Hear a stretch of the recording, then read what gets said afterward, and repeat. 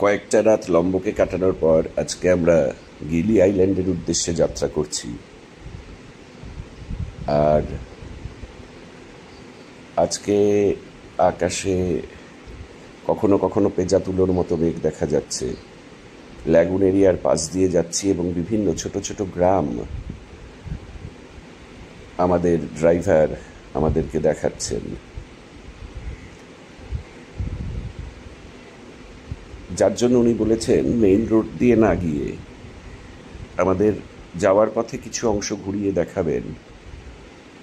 তো সেঙ্গিগি বিচ এবং তার সংলগ্ন এরিয়াটাও উনি আমাদের দেখিয়ে দিলেন। গাড়ির কাছ থেকে ল্যাগুনের দৃশ্য অনেকটা এইরকম। আর লম্বকের জনঘনত্ব আমার ধারণা অনেক কম, যার ফলে বেশ দূরে দূরে এক একটা ছোট ছোট গ্রাম। প্রত্যেকটা গ্রামেই মোটামুটি স্থানীয় দামে জিনিসপত্র আপনি কিনতে পারবেন, অর্থাৎ আপনাকে মলে গিয়ে আপনার আমোদ প্রমোদের উপকরণ এবং বিভিন্ন জিনিস সেগুলো কিন্তু কিনতে হবে না। আর যেহেতু এটা একটা দ্বীপ, তাই মাঝে মাঝেই আপনি দেখতে পাবেন হয় জঙ্গল অথবা সমুদ্র থেকে আসা একটা ল্যাগুন বা লেক অথবা একটা মোহানা। তো গাড়ির কাছ থেকে প্রচণ্ড গরম। একটা জিনিস মনে হলো, প্রায় ভারতবর্ষের মতোই অনেক কিছু, শুধু গাছের পাতাগুলোর রং একটু আলাদা। আর দ্বিতীয় যে জিনিসটা সেটা হচ্ছে যে যতটা পারে এরা প্রত্যেকেই যেগুলোকে আমরা বলি ফ্রি জোনস, অর্থাৎ কারুর জমি নয়, সেগুলোকে কিন্তু পরিষ্কার রাখে। সেখানে ময়লা আবর্জনা ডাম্প করা বা ইত্যাদি হ্যাবিটস খুব কমই দেখতে পেয়েছি। এমনকি নারকেল গাছের পাতাগুলোর রঙও একটু আমাদের থেকে আলাদা। সম্ভবত এর একটা কারণ হতে পারে গাড়ির কাচের ভেতর দিয়ে তুলছি। তো আমরা যেটিতে পৌঁছে গিয়েছি, আমাদের ড্রাইভারই ব্যবস্থা করে দিয়েছেন স্পিড বোটের। এখান থেকে গিয়ে আপনি তিনটি উপায়ে যেতে পারেন। স্পিড বোটে 10 মিনিট, ফাস্ট ফেরিতে মোটামুটি 27 থেকে 32 মিনিট, এবং সাধারণ ফেরিতে অনেক বেশি সময় লাগে। আর স্পিড বোটে ওইনারা নিজের ছবি তুলতেই ব্যস্ত।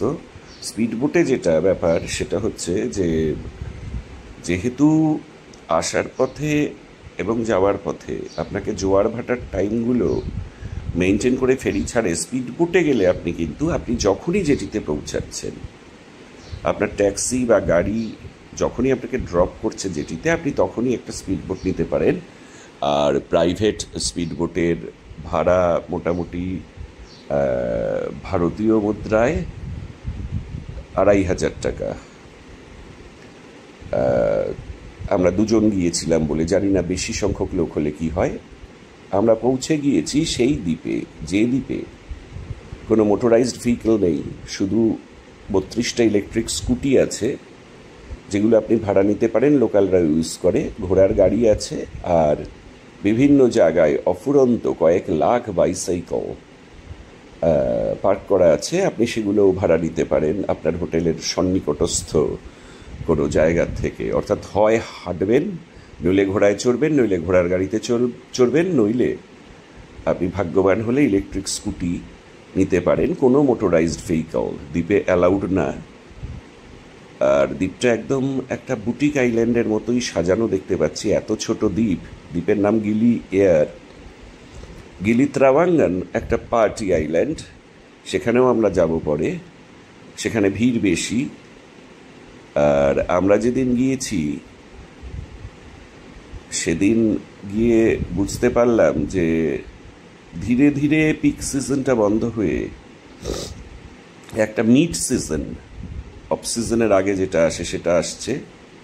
মানুষজন প্রচুর সন্ধেবেলায় আপনি দেখতে পাবেন। দিনের বেলা প্রচণ্ড গরম, সবাই জেনারেলি সেই জন্য খাবার টেক অ্যাওয়ে সিস্টেমে নিয়ে আসে। এখানে প্রত্যেকটা হোটেলেই আপনার টেক অ্যাওয়ে, মানে প্রত্যেকটা হোটেল, মানে আমি ঠিক ট্রাভেল এজেন্টদের বুক করা হোটেলগুলো বলতে পারবো না, কিন্তু আপনি নিজে যখন বুক করছেন গোয়াইবিবো থেকে অথবা এক্সপিডিয়া থেকে অথবা hotels.com থেকে, কারণ বিদেশে গেলে আমি শুধু এই 3টে থেকেই বুক করি, অন্যান্য অ্যাপগুলোর অভিজ্ঞতা আমার অতটা ভালো নয়। তখন আপনি যা বুক করছেন আপনার অ্যাকোমোডেশন, সেই অ্যাকোমোডেশন কিন্তু আপনাকে অ্যালাউ করবে টেক অ্যাওয়ে খাবার নিয়ে আসতে, এবং বেশিরভাগ জায়গাতেই মাইক্রো ওভেন এবং কফি মেকার এবং ইলেকট্রিক কেটলি ইত্যাদি আছে। সুতরাং আপনি অনায়াসে বাইরে থেকে খাবার নিয়ে আসতে পারেন। আর আমি যতগুলো জায়গায় ছিলাম কয়েকদিন ধরে, প্রত্যেকটাতেই ওয়াটার রিফিলিং সিস্টেম ছিল, যার অর্থ হচ্ছে আপনি আবার জল ভরে নিতে পারেন, আপনাকে আলাদা করে হোটেল থেকে জল কিনতে হবে না। তো একটু নিজেকে তোলা যাক। দেখাই যাচ্ছে আমি খুবই ক্লান্ত, তার মধ্যে স্পিড বোটে একটা সাংঘাতিক সমুদ্র পেরিয়েছি, আর আমাকে পেছনে বসতে হয়েছিল। এইমাত্র আমি সামনের দিকে মুখ করে বসার সুযোগ পেলাম, কারণ ঐন্দ্রিলা সামনে বসেছিল ঘোড়ার গাড়িতে, তো ঘোড়াটাকেও একটু তোলার সুযোগ হলো। মানে ঘোরাঘুরির সময় ঘোড়া।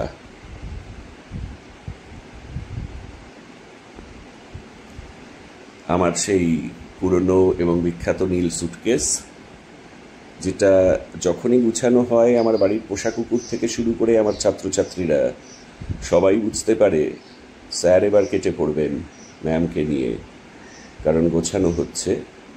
তো মেইন রোড যেটাকে ওয়াকিং স্ট্রিট বলা হয়, সেখান থেকে একটু দূরে আমরা এই দ্বীপের আমার মনে হয় সব থেকে ভালো বিচ, ফ্যামিলি নিয়ে কাটানোর জন্যও সব থেকে ভালো বিচ, একা গেলেও সব থেকে ভালো বিচ, সেটা হচ্ছে সানসেট বিচ, ওয়েস্ট ফেসিং। সেই সানসেট বিচে আমরা ছিলাম যেহেতু, তাই আপনি ভিডিওটা দেখলেই বুঝতে পারবেন যে আমরা কিন্তু ধীরে ধীরে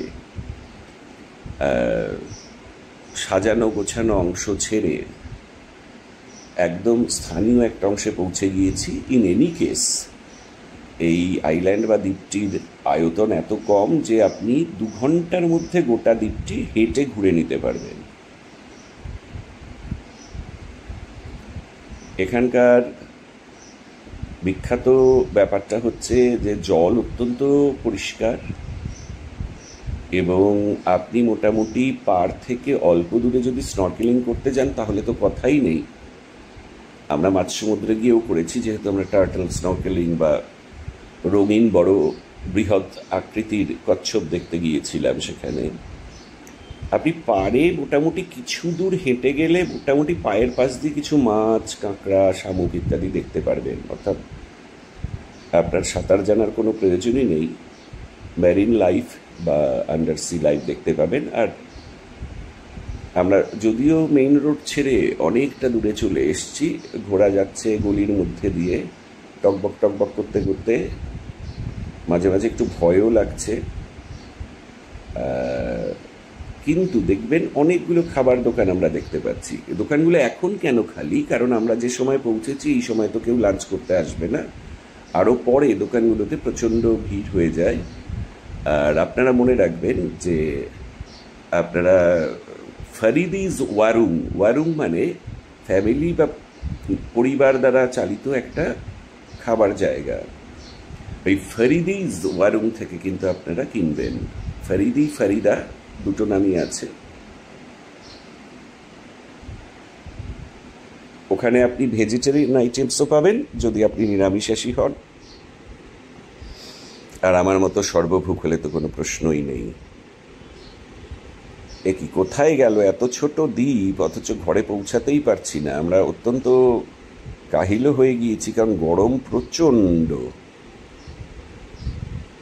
আপনাকে এখানে এলে অবশ্যই এসি রুম বুক করার পরামর্শ দেব, আর আমি বলবো কোনো হোটেলে না উঠে কোনো ভিলায় উঠতে। মোটামুটি একই কাছাকাছি দাম, কিন্তু আপনি যেটা পেয়ে যাবেন সেটা হচ্ছে ভিলার ভেতরে একটা প্রিভ্যাসি পাবেন, একটা গোপনীয়তা পাবেন নিজের দৈনন্দিন জীবনযাপনের, এবং একটা নিজস্ব বাগানও পেতে পারেন। আমাদের যেমন প্রাইভেট পুল ছিল, অর্থাৎ অর্থাৎ আপনি আপনার মতো করে ছুটিটা কাটাতে পারেন।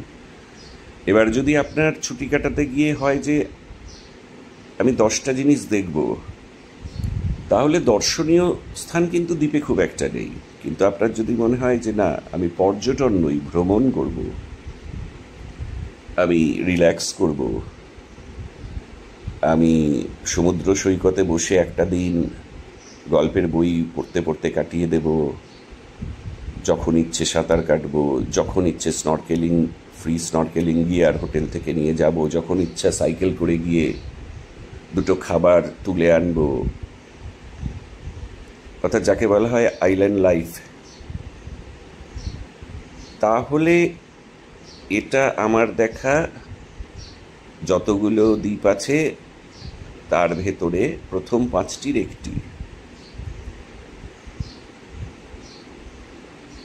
আপনারা দেখতে পাচ্ছেন গ্রামের প্রত্যেকটা বাড়িতেই মোটামুটি একটা হোমস্টে বা ভিলা টাইপের সিস্টেম আছে, যেটা বোঝাই যাচ্ছে বাড়িগুলোর ডেকোর দেখে। এবং এস্থেটিক বা নান্দনিক সেন্সটা দেখুন, প্রত্যেকটা বাড়ি কি সুন্দর ওরা গুছিয়ে রেখেছে। যদিও আমরা যাচ্ছি কিন্তু কাঁচা বালির রাস্তা দিয়ে,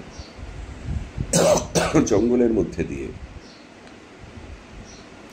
তাও তো এটা পিক সিজন নয়। পিক সিজন বা ভরাট সময়ে এলে এরা আরো রঙিন, আরো সুন্দর করে রাখে। সম্ভবত আমাদের ভিলা এসে গিয়েছে। ভিলার নাম রিম্বা ভিলা, যেটা আমি কিছুক্ষণ বাদে ডেসক্রিপশন বক্সে দিয়ে দেব। এই হচ্ছে ভিলায় প্রবেশদ্বার, আর এই হচ্ছে আমাদের ভিলা, এই হচ্ছে আমাদের প্রাইভেট পুল, এই আমাদের বাগান। বাগানের বিভিন্ন কোণে বসার জায়গা আছে, ওপেন এয়ার। অর্থাৎ আপনি যদি ধূম্রপায়ী হন, এক্ষেত্রে একটা বিধিবদ্ধ সতর্কীকরণ, ধূম্রপান শরীরের পক্ষে ক্ষতিকারক। কিন্তু আমি যেহেতু ধূম্রপান করি, আমার খুবই সুবিধে হয়েছে। কারণ যদি এটা কমপ্লিটলি এয়ার কন্ডিশনড হতো, সেখানে শুধু ভিলাটাই এয়ার কন্ডিশনড, কোনো চৌকো কংক্রিট তৈরি হোটেল নয়, তার বাইরে আপনি আপনার প্রাইভেট ওপেন এয়ার স্পেস পেয়ে যাচ্ছেন, যেখানে আপনি রোদও পাবেন, তাপও পাবেন, ইচ্ছে হলে সানবাথও করতে পারেন। এবং এখানে ধূম্রপানে কোনো বাধা নেই বাইরে। অলদো দ্য ভিলাজ ইনসাইড, ভিলার ভেতরটা কিন্তু স্ট্রিক্টলি ফরবিডেন টু স্মোক। এই আমাদের প্রাইভেট পুল। এখানে ক্লোথস র্যাক, আপনি রোদ অনুযায়ী, বৃষ্টি অনুযায়ী এই জিনিসগুলো ব্যবহার করতে পারেন যেখানে খুশি। এই দেওয়ালের মধ্যের পুরো জায়গাটা শুধুমাত্র আপনার। আর এখানে বসার জায়গা আছে আর একটা, যদি বৃষ্টি হয় আপনি যেহেতু বাগানে বসতে পারবেন না। এবং ভিলার ভেতরে খুব কমফোর্টেবল বেড আছে, এবং অত্যন্ত ইন্দোনেশীয় স্টাইলে বেশ বুটিকভাবে পুরনো সমস্ত ফার্নিচার এবং কাঠ, বাঁশ ইত্যাদি ইকো ফ্রেন্ডলি জিনিস দিয়ে, উপকরণ দিয়ে ঘরটা সাজানো, যা সহজেই রিসাইকেল করা যায়। এখানে আমাদের অনেক কিছু ফ্রি দিয়েছে। তার ভেতরে একটা কলার তৈরি বড়াও আছে, একটা স্থানীয় মিষ্টি লজেন্স আছে, আর কফি টি মেকার, এবং 4 বোতল জল, বাথরুমে 2 বোতল এবং বেডরুমে 2 বোতল দেওয়াই আছে। এবং বিভিন্ন কোণে খুব সুন্দরভাবে সাজানো। এবার আমি আবার বলছি, আমার ক্যামেরা তো জাস্টিস করতে পারছে না। আমার ভাষ্য এবং ক্যামেরা মিলে যদি আপনার ভালো লাগে, তাহলে অবশ্যই ঘুরতে আসবেন এই দ্বীপে, যখন আপনি সবুজ দ্বীপের রাজা বা রানী অথবা সম্রাট হতে চান। আর খুবই খারাপ না লাগলে আমাদের চ্যানেলটা সাবস্ক্রাইব করে নেবেন, আপনারা দেখতে থাকবেন। ভিলার ভিতরে অফুরন্ত স্পেস, মানে মোটামুটি যা শোয়া বসা ইত্যাদির জায়গা আছে, আপনারা 4 জন অ্যাডাল্ট নিয়ে এই ভিলায় থাকতে পারেন। তার বেশি হলে, অর্থাৎ 4 জনের বেশি যদি সংখ্যা হয়, তার জন্যও ওনাদের টুইন ফ্যামিলি ভিলা আছে। অর্থাৎ আপনারা যদি গ্রুপ ট্যুরে আসেন, যদিও গ্রুপ ট্যুর কোম্পানিগুলো কিন্তু এই ভিলা বুক করে না, এবং ওরা গ্রুপ ট্যুর কোম্পানিকে দেয়ও না। তাতে অনেক খুঁতজুতি আছে, আমাদেরও অসুবিধা হয়, ওদেরও অসুবিধা হয়। because of so many differences in culture and daily life and food habits and behavior. সেই জন্য ওনারা অ্যাপ থেকে অথবা সরাসরি ওনাদের ওয়েবসাইট বা ফোন নাম্বার থেকে বুকিং নেন, এবং ওনারা সাধারণত ফ্যামিলি ইউনিটসকেই এখানে অ্যাকোমোডেশন প্রোভাইড করেন।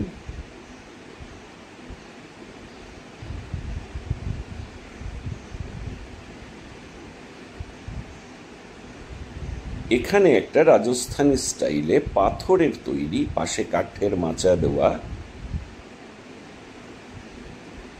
আর ওটা ছিল হচ্ছে আসলে সোনা, ওখানে স্টিম বাথ নেওয়া যায়, তার জন্য ওরা ফোম ইত্যাদি দিয়ে দিয়েছে, বেদিং সল্টও দিয়ে দিয়েছে, আর সেখান থেকে সরাসরি আপনি বাইরের শাওয়ারে বা ভেতরের ওপেন এয়ার শাওয়ারে অথবা সুইমিং পুলে চলে যেতে পারেন।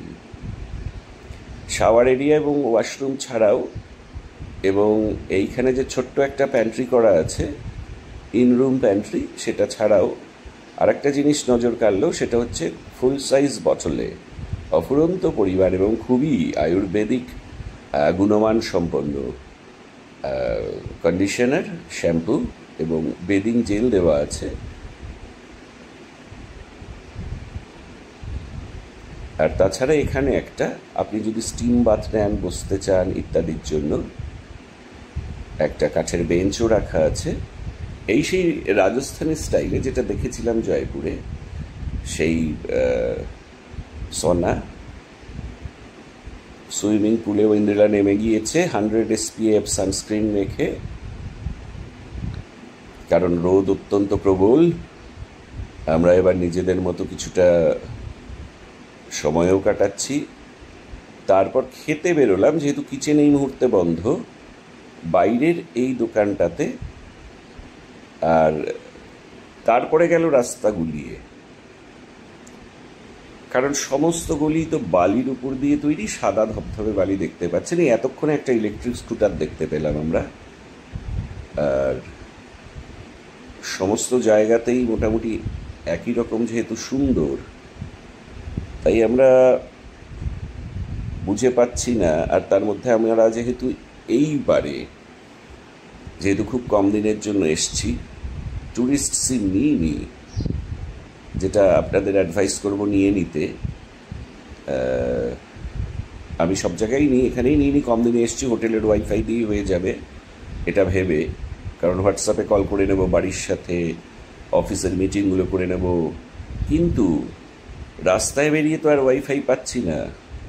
তো আমরা বিভ্রান্তের মতো ঘুরে চলেছি, কারণ সব রাস্তা এক লাগছে, আর সব রাস্তায় আমার মনে ছিল যে লাস্টের অংশটুকুতে বালি নেই, আছে মাটি এবং জঙ্গল, কিন্তু প্রায় সেরকম 7-8টা রাস্তা। সামনে একজন বিদেশিনী ভদ্রমহিলা, তিনিও সাইকেল নিয়ে ঘুরেই বেড়াচ্ছেন আর ফিরে আসছেন আর জিজ্ঞেস করছেন, আর আমরা বলছি আমাদেরও ইন্টারনেট নেই, তাই আমরা গুগল ম্যাপও অন করতে পারছি না।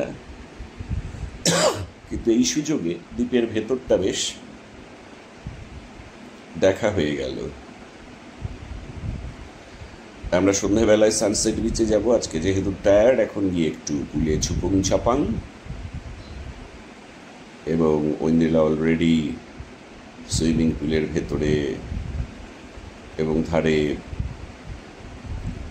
একটু ঠান্ডা হওয়ার চেষ্টা করছে রোদ থেকে ফিরে। যাক, বাড়ি খুঁজে পেয়েছি। পরের এপিসোড